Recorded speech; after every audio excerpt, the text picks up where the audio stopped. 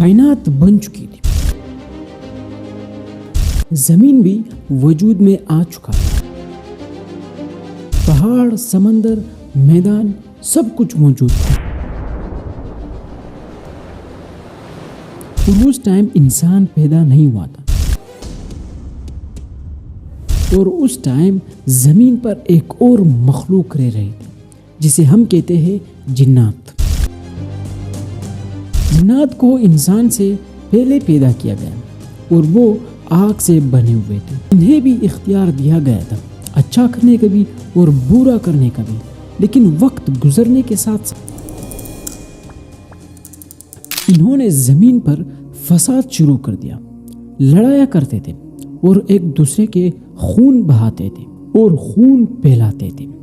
جو زمین امن کے لیے بنائی گئی تھی وہ زمین اب بدامنی کا ایک میدان بن چکا تھا۔ پھر ایک فیصلہ ہوا، اللہ تعالیٰ نے فرمایا کہ اب زمین پر ایک نئی مخلوق پیدا کی جائے، ایسی مخلوق جو صرف طاقت والی نہ ہو بلکہ عقل بھی رکھتی ہو، ایسی مخلوق جسے علم دیا جائے، اور ایسی مخلوق جو اس زمین کی ذمہ داری سنبھال سکے۔ یہ فیصلہ چھوٹا نہیں تھا بلکہ تاریخ کے سب سے بڑے فیصلوں میں سے ایک بڑا فیصلہ تھا۔ اور اب یہ بات جب فرشتوں کو بتایا گیا کہ زمین پر ایک خلیفہ بنایا جائے گا تو انہوں نے عرض کیا کہ آپ ایسے مخلوق کو پیدا کر رہے ہیں کہ جو زمین پر فساد، خون ریزی اور لڑتے جھگڑتے والی مخلوق پیدا کر رہے ہیں۔ لیکن اب یہ سوال بالکل غلط نہیں تھا، کیونکہ یہ حیرت کی بات تھی۔ انہوں نے پہلے سے ہی جنات کا حال دیکھ چکا تھا جو زمین پر خون ریزی، فساد اور بہت کچھ لڑائی وغیرہ کرتے تھے۔ لیکن اس سوال کا جواب بہت واضح تھا۔ اللہ تعالیٰ نے فرمایا کہ میں وہ جانتا ہوں جو تم نہیں جانتے۔ لیکن اب دوسرا سوال یہ ہے کہ خلیفہ کا مطلب کیا تھا؟ خلیفہ کا مطلب تھا نمائندہ، یعنی کہ ایک ایسی مخلوق جو زمین کی نگرانی کر سکے، جو عدل قائم کرے اور علم حاصل کرے اور اللہ تعالیٰ کے حکم کے مطابق زندگی گزارے۔ لیکن یہ ذمہ داری بہت بڑی تھی۔ انسان کو صرف جینے کے لیے پیدا نہیں کیا جا رہا تھا بلکہ اس کو اس زمین کی ذمہ داری سنبھالنے کے لیے پیدا کیا جا رہا تھا۔ وہ وقت کائنات کی تاریخ کا سب سے بڑا لمحہ، پہلی بار زمین کو ایک ایسی مخلوق ملنے والی تھی جو سوچ سکتی تھی، جو سیکھ سکتی تھی اور فیصلہ کر سکتی۔ لیکن اس ذمہ داری کے ساتھ ساتھ ایک بہت بڑا امتحان بھی لیا جا رہا، کیونکہ جہاں اختیار ہوتا ہے وہاں امتحان بھی ہوتا ہے۔ اور اب انسان کی کہانی شروع ہونے والی، اب فیصلہ ہو چکا تھا اور زمین پر ایک نئی مخلوق آنے والی تھی۔ یہ مخلوق آگ سے نہیں، نور سے نہیں بلکہ زمین کی مکس مٹی سے بنائے گئے، اور یہاں پہ انسان کے تخلیق کا آغاز ہوا۔ روایت میں آتا ہے کہ زمین کے مختلف حصوں سے مٹی اٹھائی گئی، یعنی کہ سفید، سرخ، سیاہ، سخت اور نرم مٹی۔ تو اسی لیے انسانوں کے رنگ مختلف ہیں اور اس کے ساتھ ساتھ ان کے مزاج بھی مختلف ہیں، ساتھ ہی ساتھ ان کے طبیعتیں بھی مختلف ہیں۔ یہ سارے اس مٹی کے اثرات ہیں۔ جبکہ قرآن میں اللہ تعالیٰ نے انسان کی کریشن کا مختلف مراحل بیان کیے گئے، یعنی کہ ایک مرحلہ مکمل ہوتا تو اس مرحلے کے بعد دوسرا مرحلہ، تو دوسرے کے بعد تیسرا مرحلہ، یعنی کہ یہ پروسیس جاری رہا۔ تیسرا سوال، انسان کی کریشن کیسے ہوئی، یعنی کہ تخلیق اس کا کیسے ہوا؟ مٹی کو جمع کیا گیا اور اس کو پانی سے ملایا گیا اور اسی طرح اس کو پورا انسانی شکل دے دیا گیا۔ یہ جسم بالکل تیار تھا لیکن اب تک اس میں جان نہیں تھی، یہ صرف ایک مجسمہ تھا، مکمل شکل مگر خاموش۔ روایت کے مطابق کہ یہ مجسمہ کافی دیر تک خاموش رہی۔ جب ہوا چلتی تھی تو اس کے اندر سے آواز آتی تھی جیسے کہ کوئی خشک مٹی ہوا میں گنگناتی، لیکن اس وقت ایک اور مخلوق بھی اس مجسمے کو دیکھ رہی اور وہ تھا ابلیس، اور وہ جنات میں سے تھا۔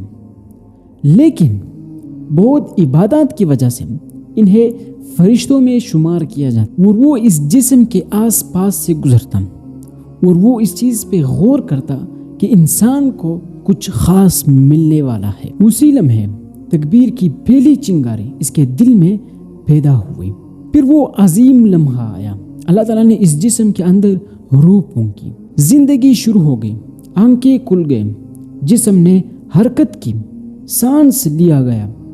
یہ تھا پہلا انسان، یعنی کہ حضرت آدم علیہ السلام۔ روایت کے مطابق ان کے لبوں سے ایک جملہ نکلا اور وہ جملہ تھا الحمدللہ، یعنی کہ اس چیز سے پتہ لگتا ہے کہ اس ٹائم انسان کا ابتدا شکر سے ہوا۔ اور اب حضرت آدم علیہ السلام کو علم دیا گیا اور اس کو اشیاء کے نام سکھایا گیا۔ یہ انسان کی اصل طاقت تھی، نہ کہ جسمانی طاقت اور نہ کہ ظاہری قوت، بلکہ علم۔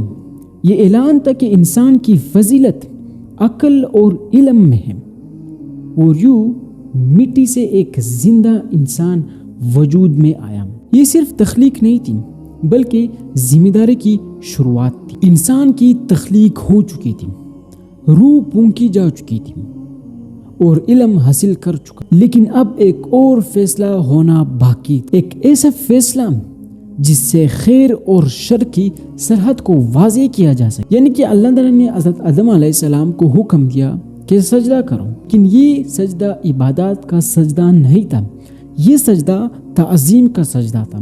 پھر وہی بات جیسے کہ میں نے بتایا کہ ابلیس جب وہ مجسمے کو غور سے دیکھ رہا تھا کہ اس نے کہا کہ اس بندے کو یعنی اس مخلوق کو کچھ خاص ملنے والا ہے، اور وہ خاص یہی لمحہ تھا۔ لیکن وہاں پر صرف حضرت آدم علیہ السلام نہیں تھے، فرشتے بھی تھے، ابلیس بھی تھا، سب نے سجدہ کیا، تمام فرشتے جھک گئے، کوئی سوال نہیں، کوئی تاخیر نہیں، کیونکہ فرشتے نافرمانی نہیں کرتے، مگر ایک مخلوق تھی وہاں پر جو نہ چکی، اور وہ مخلوق تھی ابلیس، وہ جنات میں سے تھا، اور عبادات کی وجہ سے وہ فرشتوں میں شمار کیا جاتا، اور اس نے سجدہ کرنے سے انکار کر دیا، اور یہ دنیا کا پہلا انکار تھا، پہلی نافرمانی یعنی کہ پہلی بغاوت۔ اور کہا جاتا ہے کہ ابلیس نے 7 لاکھ سال اللہ تعالیٰ کی عبادت کی، لیکن صرف ایک سجدے سے اس کو شیطانوں میں شمار کیا گیا، صرف ایک سجدے سے، اور اس کو فرشتوں سے اٹھا کر شیطان بنایا گیا۔ جب اس سے پوچھا گیا یہ کیوں انکار کیا گیا تو اس نے جواب میں یہ کہا کہ میں بہتر ہوں، مجھے آگ سے پیدا کیا گیا اور اسے مٹی سے پیدا کیا گیا۔ یہ الفاظ تاریخ کے خطرناک ترین جملوں میں سے تھے۔ یہ پہلا تکبر تھا، یعنی کہ غرور۔ اس نے تخلیق کو مادے کی فضیلت بنا دیا، مگر اصل فضیلت مادے میں نہیں تھی، اصل فضیلت تھی ہدایت میں۔ اور اب ابلیس کو حکم دیا گیا کہ وہ یہاں سے نکل جائے، کیونکہ جنت میں شیطانوں کا ہوا برداشت نہیں کیا جا سکتا، اور اس نے مہلت مانگی، اور وہ بھی قیامت تک، لیکن اس کو مہلت دی گئی۔ لیکن اس کے ساتھ ساتھ ابلیس نے ایک اعلان بھی کیا کہ میں قیامت تک جتنے بھی انسان آئیں گے سب کو بہکاؤں گا، اس کے اندر وسوسہ ڈالوں گا، دیکھتے ہیں کہ کون تمہاری طرف جائے گا اور کون میری طرف جائے گا۔ جبکہ قیامت کے دن شیطان خود کہے گا، جب فار ایگزامپل ہم اس دنیا میں کوئی گناہ کرتے ہیں تو وہ ہم کہتے ہیں کہ شیطان ہے، لیکن نہیں، قیامت کے دن شیطان خود کہے گا کہ میں نے آپ کو ہاتھ سے تو نہیں پکڑا، آپ خود گئے تھے، میں تو صرف وسوسہ ڈالا۔ خیر، یعنی ایک طرف ہدایت اور دوسری طرف تکبر۔ یہ کہانی صرف ابلیس کی نہیں ہے، یہ ہر اس شخص کی ہے جو اپنے آپ کو دوسروں سے بہتر سمجھتا ہے، کہ حضرت کی سجدہ علم، ذمہ داری اور ہدایت کا تعظیم بن چکی، اور ابلیس کا انکار تکبر کی علامت بن چکی۔ کائنات کی تاریخ میں یہ وہ لمحہ تھا جب اندھیروں اور روشنی کی جنگ شروع ہو گئی، اور وہ جنگ آج بھی جاری ہے اور قیامت تک جاری رہے گی۔ اور اب انسان کی تخلیق بھی ہو چکی تھی، ملائکہ سجدہ بھی کر چکا تھا، اور ابلیس سجدے سے انکار بھی کر چکا تھا، اور اب حضرت آدم علیہ السلام کو ایک نئی جگہ دی گئی، یعنی کہ جنت۔ یہ زمین نہیں تھی، یعنی کہ یہ آزمائی سے پہلے پرسکون والی زندگی تھی۔ وہاں پر حضرت آدم علیہ السلام اکیلے تھے، تو ان کے لیے ایک ساتھی کا انتظام کیا گیا، یعنی کہ بی بی حوا، تاکہ انسان تنہا نہ رہے اور زندگی رفاقت سے گزرے۔ یہ انسانی معاشرے کی پہلی بنیاد تھی، یعنی کہ خاندان۔ انہیں بالکل آزادی دی گئی، جنت میں رہو، جو چاہو کھاؤ لیکن ایک درخت کے پاس مت جانا۔ آزادی بالکل مکمل تھی لیکن بے لگام نہیں تھی، اور اس ٹائم انسان کی پہلی آزمائش تھی حدود کا احترام، اور اسی ٹائم بھی جنگ جاری تھا۔ یعنی کہ ابلیس، اس نے وعدہ کیا تھا کہ وہ انسان کو بہکائے گا، اس کے اندر وسوسہ ڈالے گا۔ وہ آیا اور وسوسہ ڈالا اور کہنے لگا کہ میں تمہیں ایک ایسے درخت نہ بتاؤ جو تمہیں ہمیشہ کے لیے بادشاہت دے۔ یعنی یہ پہلا جھوٹ تھا اور پہلا دھوکہ، جبکہ شیطان نے اس نافرمانی کو ایک زبردست خوبصورت بنا کر حضرت آدم علیہ السلام کے سامنے پیش کیا، اور یہی اس کا طریقہ تھا اور آج بھی ہے۔ یعنی کہ ابلیس نے جنت میں بھی حضرت آدم علیہ السلام کو نہیں چھوڑا، وہاں پر بھی اس نے اپنا کام کیا، اور اب حضرت آدم علیہ السلام اور بی بی حوا کے درمیان لغزش ہونے لگی۔ انہوں نے وہ درخت چھو لیا جسے روکا گیا تھا۔ اسی لمحے حضرت آدم علیہ السلام کو اپنی غلطی کا احساس ہو گیا، یعنی کہ صرف انسان اور شیطان میں اتنا فرق تھا۔ حضرت آدم علیہ السلام نے اسی ٹائم دعا کی کہ اے میرے رب، ہم نے اپنے آپ پر ظلم کیا ہے، ہمیں معاف کر دو، اگر تو ہمیں معاف نہ کرے تو ہم خسارے میں۔ اور وہ انسان کی پہلی توبہ تھی جو قبول کیا۔ یہ اعلان تھا کہ انسان غلطی کر سکتا ہے اور واپسی کے دروازے بھی کھلے ہیں۔ اگر آپ سے بھی غلطی ہوا ہے تو توبہ کر لو، دروازے کھلے ہیں۔ پھر حکم ہوا کہ زمین پر اتر جاؤ۔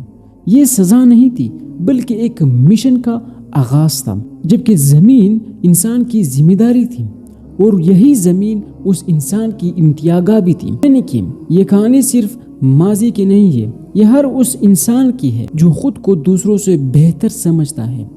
ہم سب حضرت آدم علیہ السلام کی اولاد میں سے ہیں جو لغزش کے بعد جھکے تھے لیکن معاف کر دیا گیا، اور اسی طرح دنیا میں انسان کا تخلیق ہونا شروع ہو گیا، پروسیس سٹارٹ ہونا شروع ہو گیا۔